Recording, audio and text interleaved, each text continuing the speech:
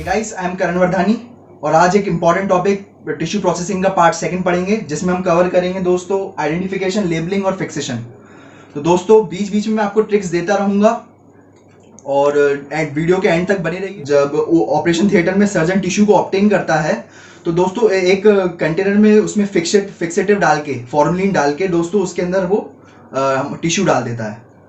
उसको टिश्यू को डालने के बाद वो लेबलिंग कर देता है टिश्यू की इस तरीके से, और एक रिक्वेस्ट फॉर्म तैयार किया जाता है। रिक्वेस्ट फॉर्म में क्या होता है दोस्तों, पेशेंट के बारे में सारी इंफॉर्मेशन, जैसे पेशेंट का नाम हुआ, पेशेंट के डिसीज हुई और कहाँ से वो टिश्यू ऑब्टेन किया गया, किस पार्ट के ऑर्गन के किस पार्ट से लिया गया, वो सारा का सारा रिक्वेस्ट फॉर्म में लिखा रहता है दोस्तों। लेबलिंग जो की जाएगी वो न्यूमेरिकल फॉर्म के में की जाएगी। और दोस्तों उसके बाद जब ये पैथोलॉजिस्ट के पास जब पहुंचता है, जो सैंपल है वो जब पैथोलॉजिस्ट के पास पहुंचता है तो पैथोलॉजिस्ट जो है उसकी ग्रॉस सेक्शनिंग करता है।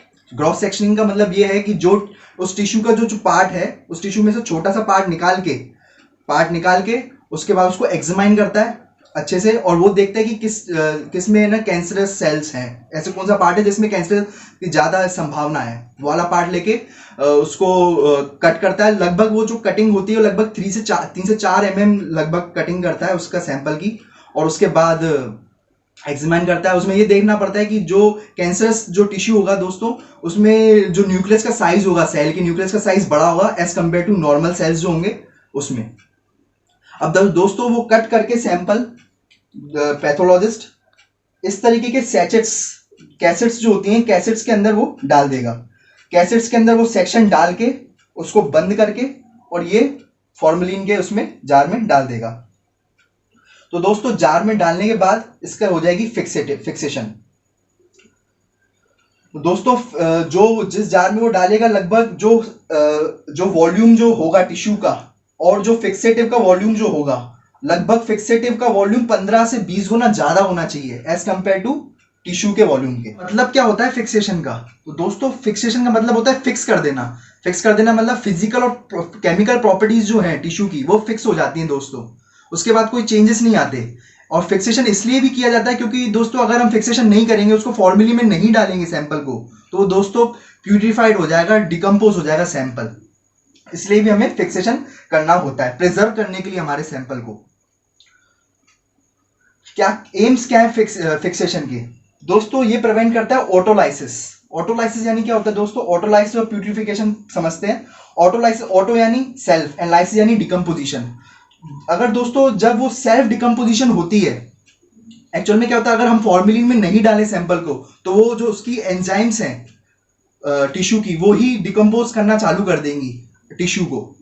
क्योंकि टिश्यू को जरूरत है दोस्तों ब्लड सप्लाई की, और ब्लड सप्लाई जो है दोस्तों, ब्लड सप्लाई से न्यूट्रिशन आता है, और जो टिश्यू की जो हमने ब्लड सप्लाई वो हमने कट कर दिया है सेक्शन बॉडी में से, तो दोस्तों उसको मिल नहीं पा रही है न्यूट्रिएंट्स की सप्लाई, इसलिए उसको उसके एंजाइम्स लाइसिस करना चालू कर देंगी। लेकिन जो फिक्सेशन यहाँ जो की जाती है फॉर्मलिन से, तो फॉर्मलिन क्या करेगा दोस्तों, जो एंजाइम्स हैं उनको, जो एंजाइम्स किसकी बनी होंगी, प्रोटीन की, और प्रोटीन जो होगा वो किसका बना होगा, अमीनो एसिड्स का। तो जो हमारा जो फिक्सेटिंग एजेंट है वो अमीनो एसिड्स के साथ कॉम्प्लेक्स बना देगा और उसको डिग्रेड कर देगा एक तरीके से, तो जिससे जो एंजाइम्स होंगी वो इनएक्टिव हो जाएंगी और लाइसिस नहीं हो पाएगा सेल का। और प्यूरिफिकेशन में क्या होता है, जो हमारा टिश्यू अगर उसको अपन ऐसे ही छोड़ देंगे दोस्तों, तो बैक्टीरिया वगैरह जो आसपास के सराउंडिंग बैक्टीरिया होंगे वो उसको डिकम्पोज करना चालू कर देंगे। तो दोस्तों अंतर दोनों में ये है ऑटोलाइसिस और प्यूरिफिकेशन में, कि ऑटोलाइसिस में खुद ही की सेल की एंजाइम्स द्वारा डिकम्पोजिशन हो रहा है, जबकि प्यूरिफिकेशन में बैक्टीरिया द्वारा प्यूरिफिकेशन हो रहा है। और अगर हमने फिक्सेशन इसलिए भी किया जाता है ताकि टिश्यू जो हम लेते हैं वो थोड़ा सॉफ्ट होता है दोस्तों, उसको हार्ड करने के लिए हम फिक्सेशन का इस्तेमाल करते हैं। ठीक है दोस्तों। और उसके बाद एक तो हम फिक्सेशन इसलिए करते हैं ताकि ऑप्टिकल डेंसिटी बढ़ सके, जिससे क्या होगा कि अच्छे से हम उसको माइक्रोस्कोप में देख सकेंगे। और दोस्तों इसलिए भी किया जाता है फिक्सेशन ताकि स्टेनिंग अच्छे से हो सके। और हम आइडियल फिक्सेटिव से क्या चाहते हैं कि आइडियल फिक्सेटिव कैसा हो दोस्तों? तो आइडियल फिक्सेटिव दोस्तों चीप और इजीली अवेलेबल हो जाए दोस्तों, बिल्कुल सस्ता हो, और stable and safe and handle, जो दोस्तों सेफ हो रहे लैब टेक्नीशियन के लिए और हैंडल करने के लिए। ठीक है, और दोस्तों इजीली पेनिट्रेट हो सके, टिश्यू के अंदर इजीली पेनिट्रेट हो जाए। और दोस्तों एक और ये बात रहेगी कि जो हमारा फिक्सेटिव है वो टिश्यू का कलर चेंज ना करे, कैसे भी कलर रहे वो जैसा पहले कलर था वैसा ही कलर बना रहे। तो फिक्सेटिव दो तरीके के होते हैं, तो फिजिकल फिक्सेटिव है, केमिकल फिक्सेटिव। फिजिकल फिक्सेटिव में हीट और फ्रीजिंग होती है, तो दोस्तों हीट और फ्रीजिंग से भी फिक्सेशन हो सकता है। जो बैक्टीरिया वगैरह है वो डिकम्पोज वगैरह हो जाते हैं, इस चक्कर में फिजिकल फिक्सेटिव्स का इस्तेमाल किया जाता है, पर ये बहुत ही कम इस्तेमाल होता है। केमिकल फिक्सेटिव्स का ज्यादातर हम इस्तेमाल करते हैं। केमिकल फिक्सेटिव्स में केमिकल जैसे फॉर्मलिन वगैरह लिया जाता है। ये दो तरीके के होते हैं, एक तो सिंपल फिक्सेटिव, कंपाउंड फिक्सेटिव। दोस्तों दोनों में अंतर है, सिंपल फिक्सेटिव और कंपाउंड फिक्सेटिव। जब अपन केमिकल्स, अगर एक तरीके का केमिकल इस्तेमाल करें, एक ही तरीके का फिक्सेटिव इस्तेमाल करें, तो वो सिंपल फिक्सेटिव कहलाया जाता है। अगर हम दो केमिकल फिक्सेटिव अगर लें और दोनों को मिला के इस्तेमाल करें तो वो कंपाउंड फिक्सेटिव कहलाता है। सिंपल फिक्सेटिव ये formalin, mercury chloride, osmic acid, picric acid, acetone वगैरह, और ऐसी कंपाउंड जो फिक्सेटिव है वो तीन तरीके के होते हैं, माइक्रो एनाटॉमिकल, साइटोलॉजिकल और हिस्टोकेमिकल। दोस्तों अपन को सिंपल फिक्सेटिव जो होते हैं वो अपन को याद कर लेने हैं। जो हम फिक्सेटिव्स की हम ट्रिक अगर देखें तो फिक्सेटिव्स के जो फॉर्म है वो 5 ही हैं। आओ एमपी, ये ट्रिक है, याद कर लीजिए, AAO-MP।